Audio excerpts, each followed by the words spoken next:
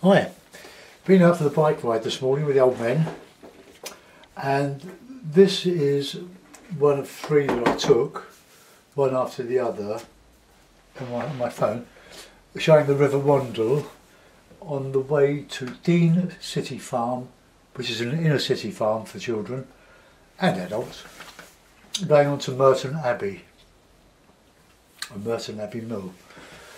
Which still functions as a water mill, but it powers a pottery, or provides a lot of power to the pottery. Liberty's had a factory there with water mills. They used to print their fabrics, designed by William Morris, where there's also a pub named after William Morris. The Liberty building doesn't exist anymore, but Channel 4 Time Team with Tony Robinson did a programme on it, and they excavated for the foundations. You'd never know, they put it all back as it was before they dug it up. It was wonderful. So here we are. There's factories on the left and factories and so on the right, but you can't see them. This is why this river is so beautiful, and a lot of money is being spent on providing really good cycling and pedestrian paths. Hasn't been done for years, and it's going to be really good, and hopefully we will be able to go all the way to the Thames without doing too much road work and very sort of high density traffic. But anyway, I'm not going to put every twig and branch and dandelion in. I'll just do an impression of it and see where we go from there. I'm not going to put the electricity cables in, but we'll try and do an idealised version of it. So I'll just reclip my board and I'll just come around and zoom out onto my board. There we go. I could probably do a bit bigger than that. Not a lot of scope here for the card. We cycle along the left bank of this river,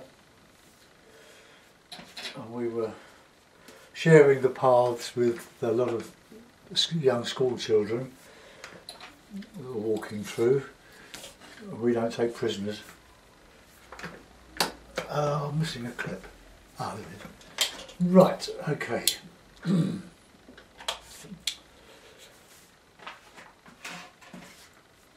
Now, my paintings have been getting a little bit more colourful of late, and it's mainly due to this Ziploc bag that Maria Kellner suggested.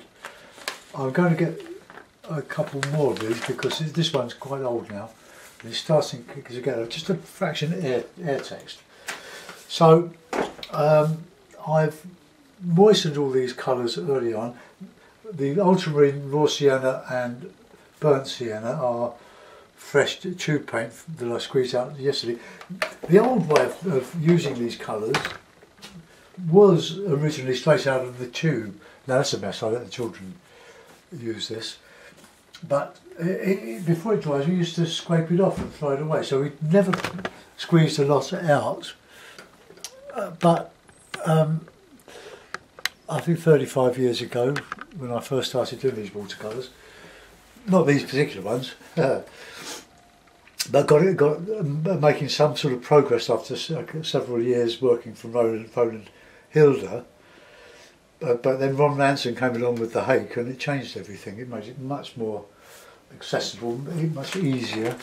Stopped all the fussy fiddling around with little brushes, and we just used to throw the paint away at the end of the painting session. It was such a waste. But then Stephen Cronin came up with this this small display, probably about A3, is it? Quarter imperial. Well, that's quarter imperial, so it's smaller, so whatever, A4. But anyway, it's a great mixing surface. It's nice and light. Well, this one is anyway. And I can, instead of scraping all this off at the end of the day, well, there's too much on there. There's a whole tube of paint there. I just spray it, having cleaned up the middle, and put it in the Ziploc bag where it stays moist overnight. And it doesn't take a lot of water to... okay, that's great now. I've got to fly on some painting water. You know. So, anyway, enough from me. Lemon yellow, raw sienna, alizarin crimson, light red, ultramarine, burnt umber, Payne's grey and burnt sienna. You don't have to use all the colours, and you don't have to use my colours. That's personal to me. But it was suggested originally, apart from the burnt sienna, by Ron Ranson all those years ago, and I've stayed with it.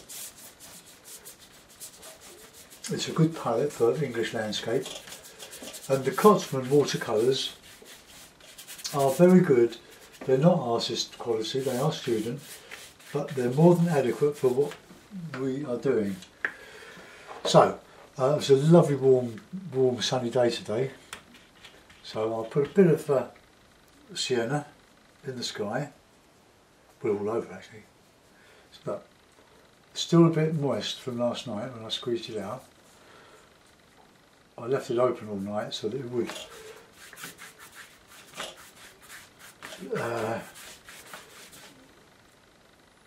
would dry a bit, but it didn't really. I've got a warning that my old computer's running slowly, but I know that, that's why I've got a new one. Right, okay. So, we've got plenty of blue sky, so I'll better put that in. I won't change it too much, I'll create the impression of the day. So, nice strong ultramarine. It's very soft, it's got that skin on it. If I break through that, it's going to go quite blue. So there we are, nice good mix. So we'll do a graduated wash over that, and we'll just, as we come down to the bottom, into the river. There, that will do. Let's just clean that, take a bit of that moisture off there. I'm not doing any drawing on this, just go straight in.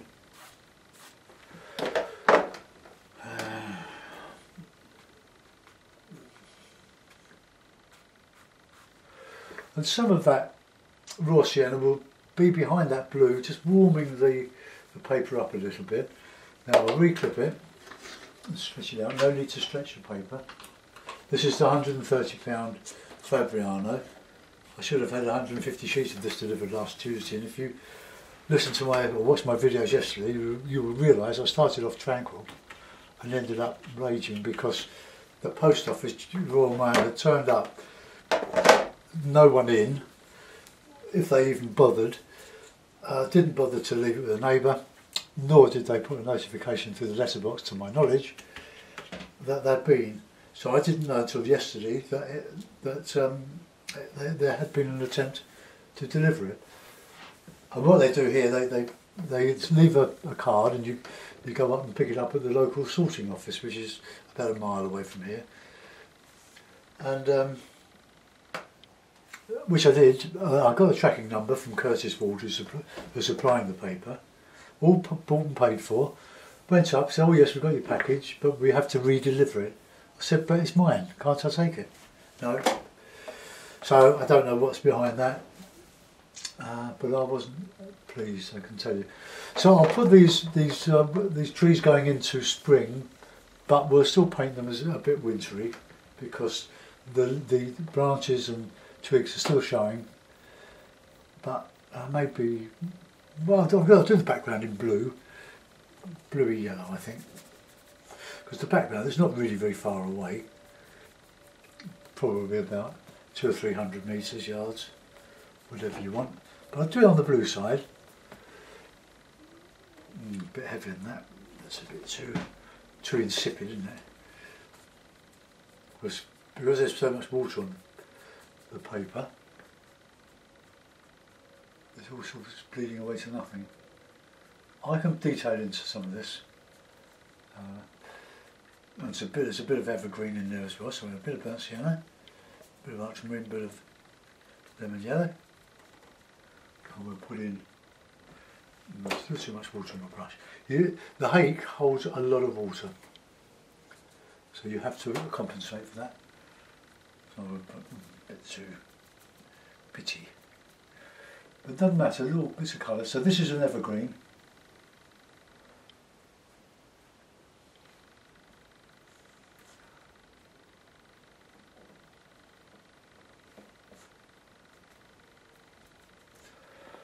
So we'll put a bit greeny that's not, is it? They're blue. So there's a sort of bank here. There's a nice spring grass going across here, and there's a big tree in front of all this. But I'll just put in the bit of the wintry colour now. So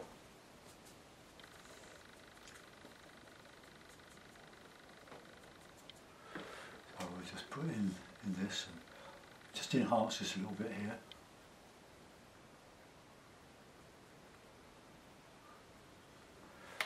Now I'm going to put a bit of dark on here, so that the top of the bank sort of shows up. So it's all converging here to a sort of a vanishing point about there. So let's see, the ultramarine is soggying up quite a bit, so a bit of Payne's grey, that's not so loose. So we'll put this dark in here.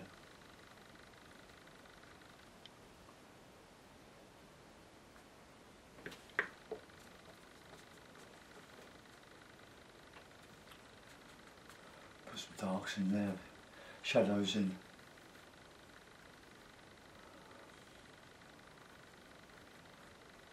There, nice lemon yellow in there.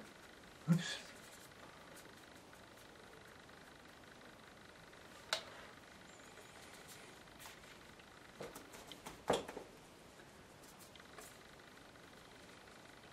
There's some nice light colours there, catching the light. There's a tree just where that is going. That tree has gone blue, too blue, far too blue. So I'll just go over it with a bit of thick burnt sienna, just see if I can disguise it while it's wet.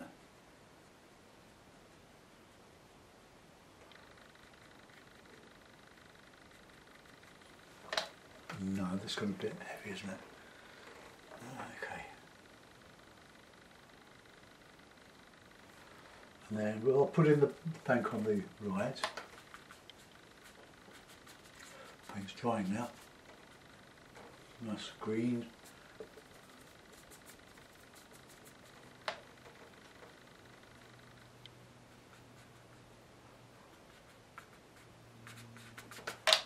I'll put some burnt. Well, there's some darkish stuff. It's like hay, dried grass. So I'll put this in and I'll etch it out with the plastic card. So it'll go a little bit darker.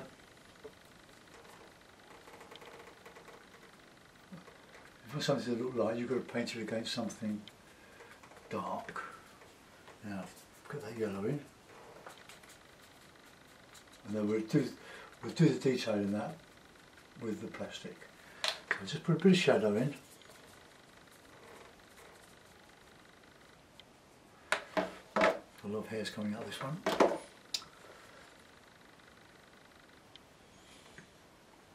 I'm looking at the photograph now. As you know, I don't really like working from photographs. I like to make it all up. We'll get the card and we'll switch it a little bit.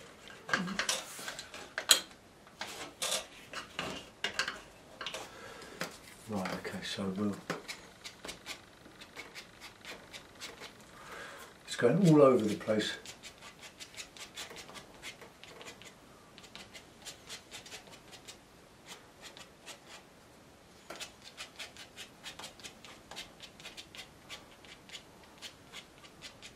Okay, so a little goes a long way, but I'm doing a lot. And then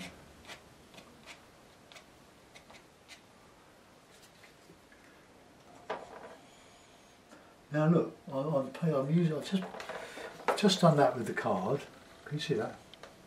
Just pushed it, and you can sort of use that as an edge. You can only do it a couple of times before you have to replenish.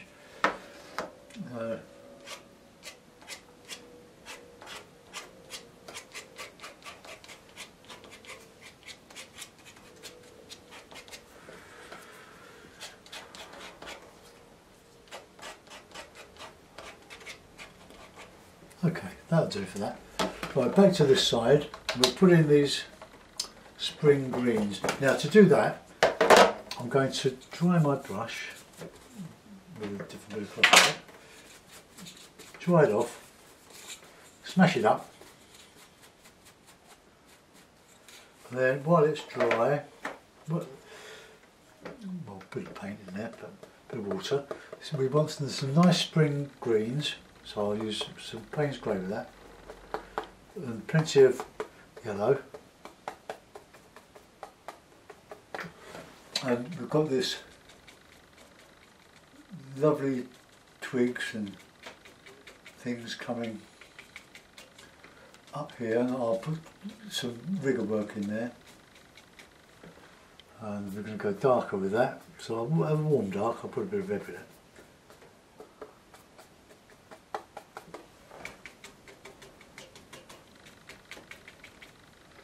And it goes into that shadowy area here. More darks, yeah.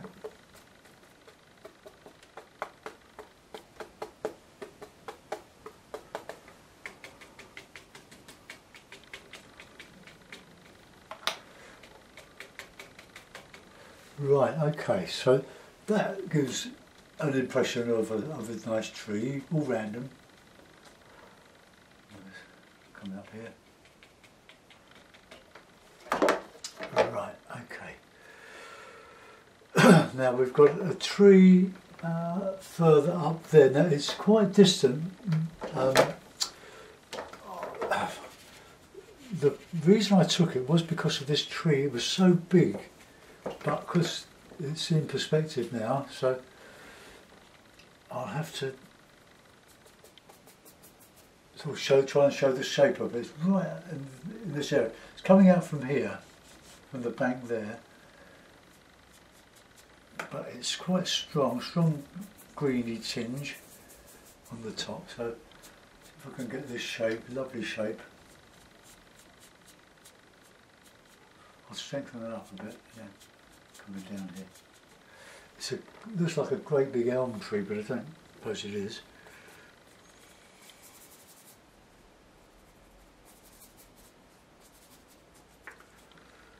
Right, bit of grey in there.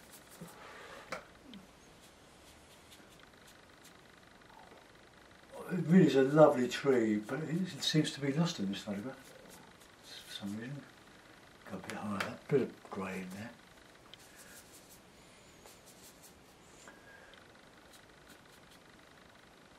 Comes up a sort of a point there, and then you've got this underneath it, and then dark in the shadow, which is in here. So look for your darks. Not there. Okay, and then we'll put one behind that.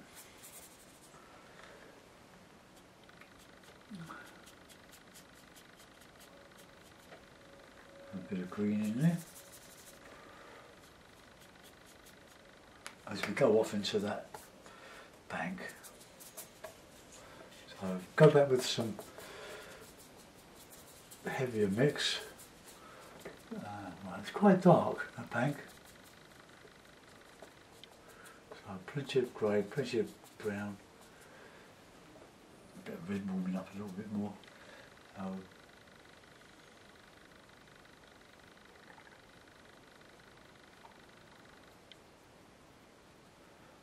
This will make more sense when I put the reflections in. So we've got much more hard, dark bank in there. And that comes down here. And I want to put in another bit of lemon yellow here. I should have had it coming up here, but I got a bit carried away. So I mix a bit of yellow with a bit of raw sienna.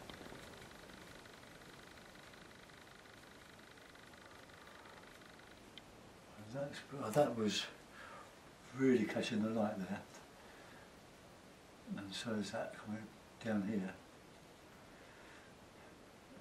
If it doesn't quite work, you can always go back with a bit of gouache mixed in with your colours, a bit of body colour, but I prefer to work with the paint as it is. Right, now we've got like a big sort of hawthorn type of tree here, and it's mostly in shadow. Try my brush again. Separate the bristles.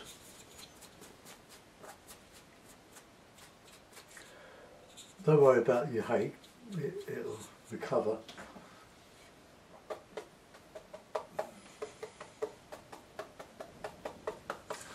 Right, they're coming up here.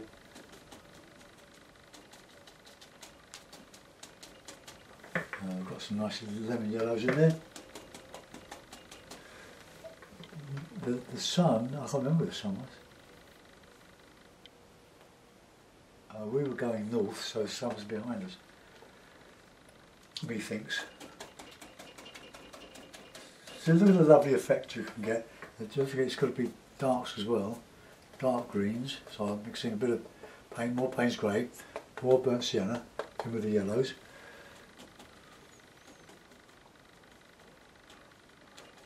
Like fronds. And more darks now in the inside the tree.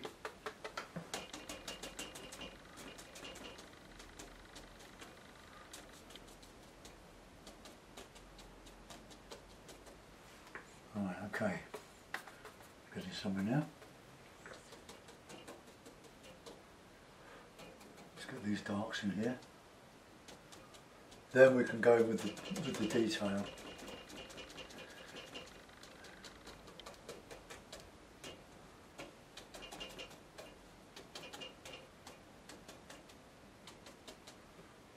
Okay, so put some trees back in here.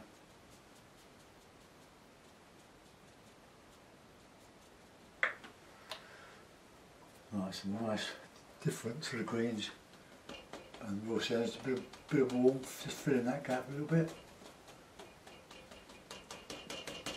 So you can't, there's no air holes here, it's just filled with colour.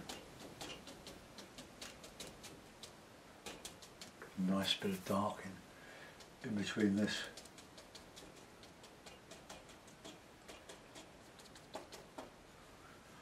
And I'll put detail into that when I'm done. Right, okay, so a bit more straggly ones up there.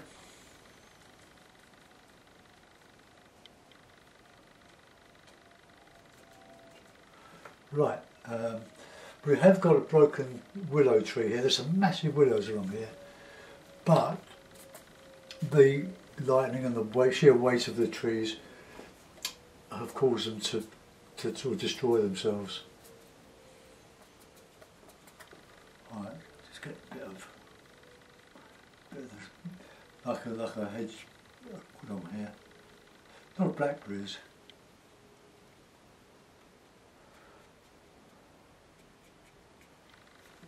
Some darks in there.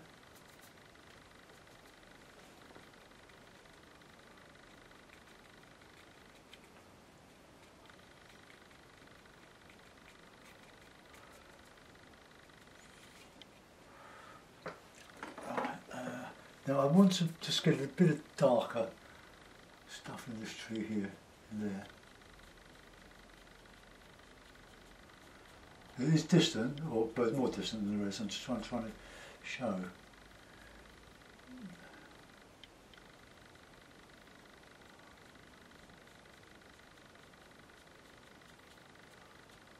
Okay. Got a bit carried away with that one, but right, rigor or hake. Let's use the hake for some of it. So, all in silhouette, so blue and grey, burnt sienna and grey, warm colour, fairly dry brush. See how lovely and loose that paint is?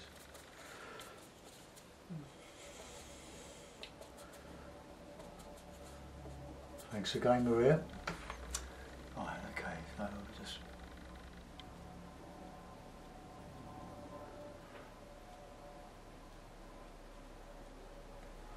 put these in and coming over here.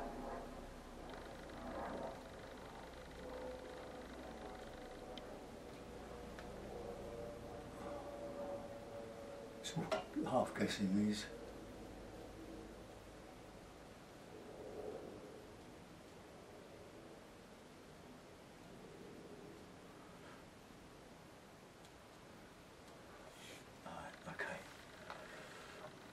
And the same on the other side.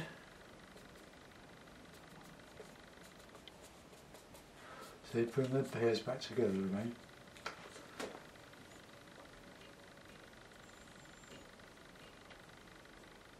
So the last thing I'll put in are the reflections. But I'll have to do that when the paper is dry, then I can re-wet it and hopefully not disturb the paint around. I can't see too many branches, trunks, although these are sort of scrubby trees, not a lot of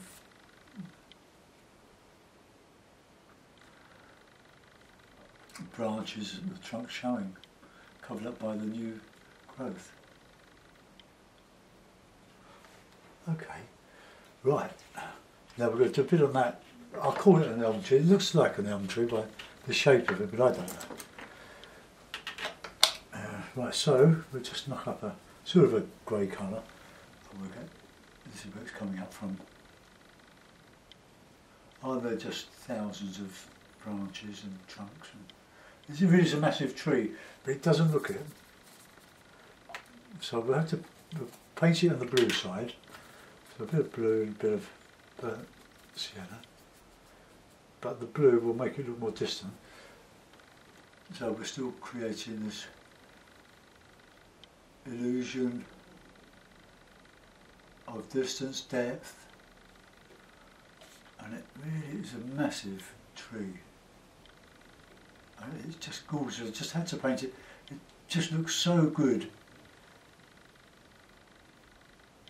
against the sky, but it just looks, for some reason, it just looks so small now in the photograph. So we're going to have to try to create an impression that it is huge, but it's a long way away. So we've got all these. Oh, yeah, I can't put them all in. I can only take days, isn't it? And we've only got half an hour or so. But you have to remember that this is holding up a huge weight of tree. So we have to compensate for the size of it by making the tree very, very strong at the base. So remember that if you've got a lot of tree, it's got to support itself. It's no good putting a spindly trunk.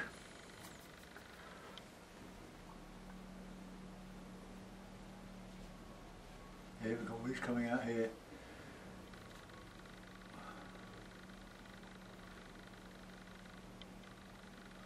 Right, I'll let that go. I think that's okay.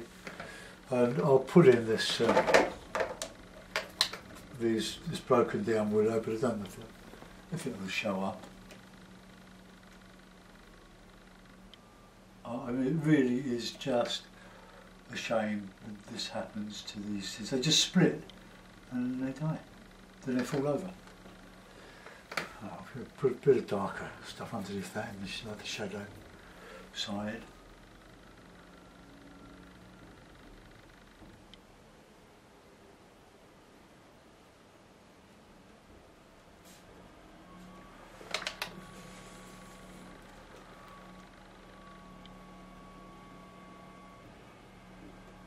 I'm going to put a bit of good thick raw sienna on there. It won't show, but it'll just show the lighter side of that.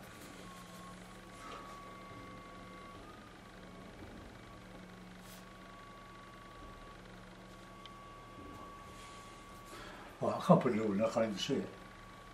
I'm just guessing. Okay, that will do, that will do that.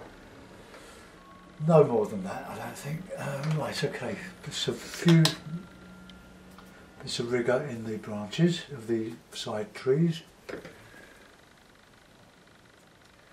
And we'll do some dark stuff on there.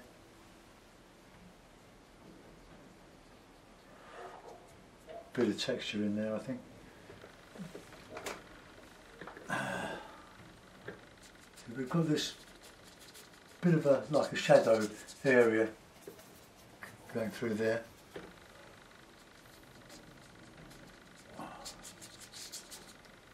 And this is all very light in here.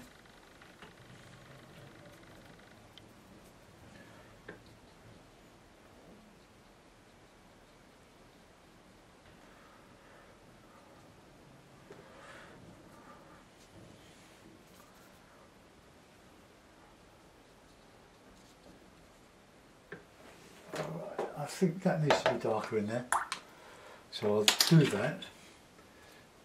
Try my brush a little bit.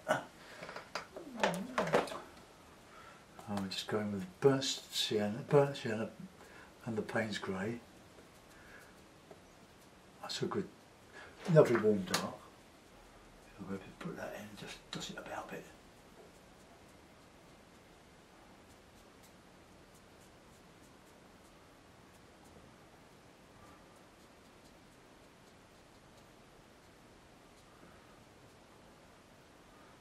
A little bit of dark in here. Bit of texture. Okay, so I've got a bit heavy in there. Well, I'll put a bit of blue on my brush, just to take that down there.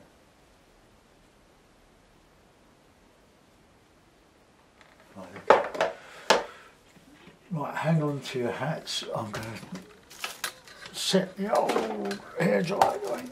It's tied up, my wires are a bit twisted here. Right, okay.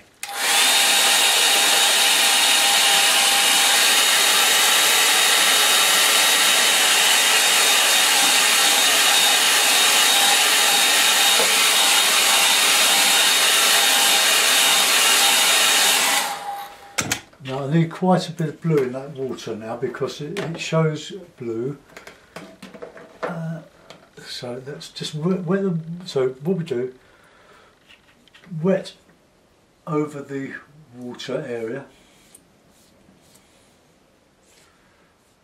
without disturbing the paint. Okay, it's very dry today, so that will be dry a bit quick. So let's start putting in our reflections, our greens, let them run a bit, and we've got some dark in there, so we'll put that in.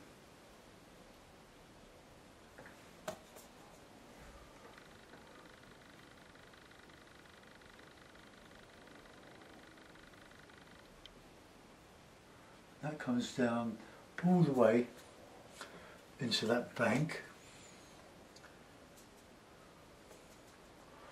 So I'll just put that in there, and we've got this here.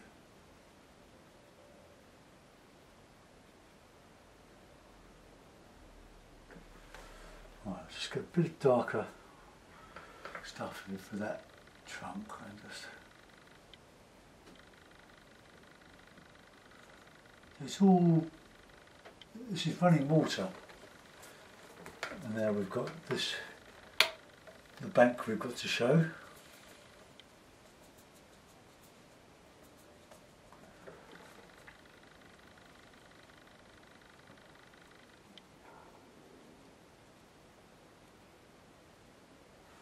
I don't know why I painted that blue, but I did.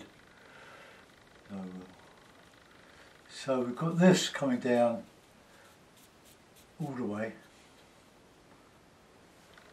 and let's get in the blue.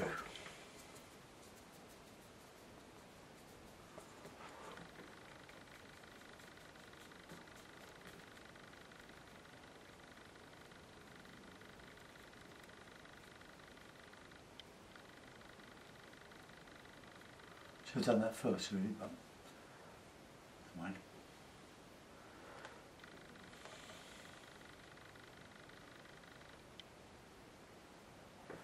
Right, I'll just reclip that and I can put in with the rigger some of the detail of coming into the paper, but it's not quite dry enough really.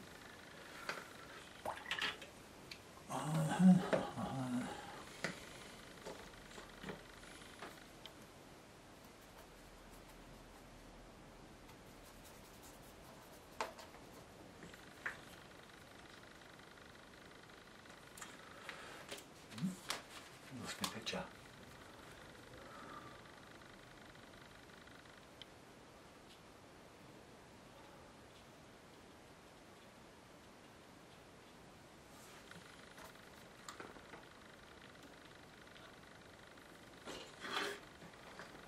That's a little ripples.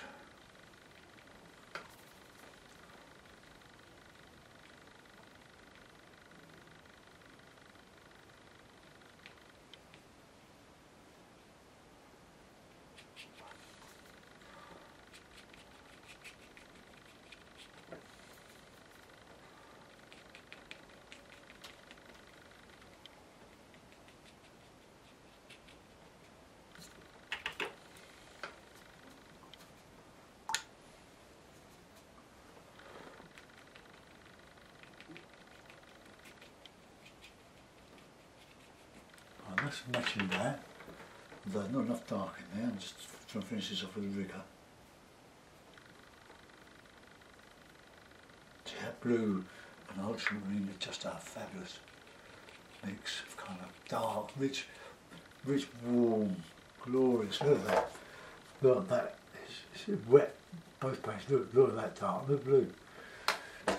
Lovely. So this is the bank. Reflected. Very dark in here.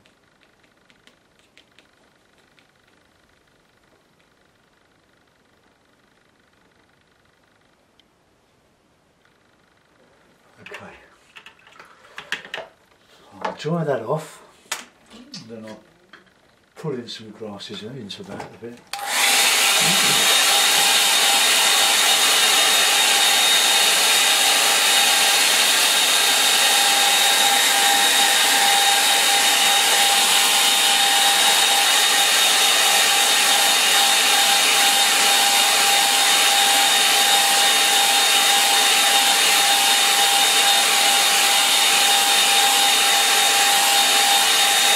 I should really have painted that. When I painted the sky, I should have painted that, but darker, because this is all darker than the sky.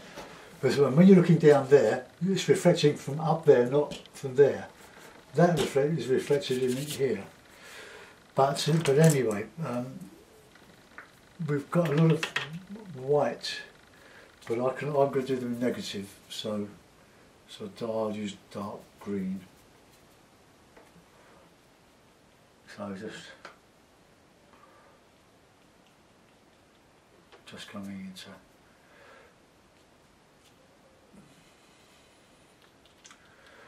right, not a lot more than that. Let's oops. I'll sign it.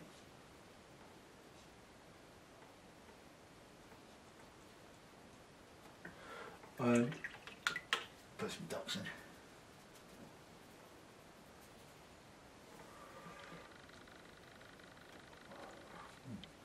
Not heavy enough.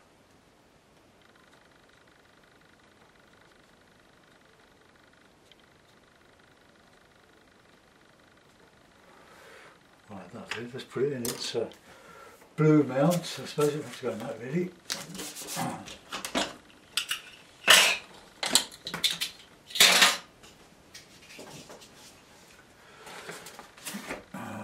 Right. That's okay. Well, there we are. It's an impression of me Wandle. No figures. There are no figures walking along this side. That's all sort of rough ground. I lost it a bit there, but considering we're painting from white light to dark, you could do that dark and then put in some gouache mixed with a touch of burnt umber or something to make your grasses. But as it is, we've done it all with pure watercolour. So I'll show you the model. So there's that. So there's my version of it. To me, it's the Wandle. I'll zoom in. You'll see that tree there. That was the evergreen, but I got a bit carried away with the ultramarine there. So I'm going to leave that. I could scrape out some trunks with a razor blade on, but that's a broken down willow. It's much bigger than that, but for an afterthought, well, hey, that's not bad, is it? That's the big elm tree. It's using the side of the hake to get the shape of the canopy. Don't use your hake like that because it'll be too heavy. You just gently touch it with the edge of the brush. That way you get that hit and miss effect. Best to do it when the paper's drying, because then you will get the dry brush. Right, let's pull you out of that. See if I can straighten it up a little bit. That's better. Okay, well, thanks for watching. I don't know whether I'll do another one today. That's the River Wandle from the Old Men Riding Badly on Bikes Riding Society. Hope you enjoyed that. See you soon. Thanks. Bye-bye.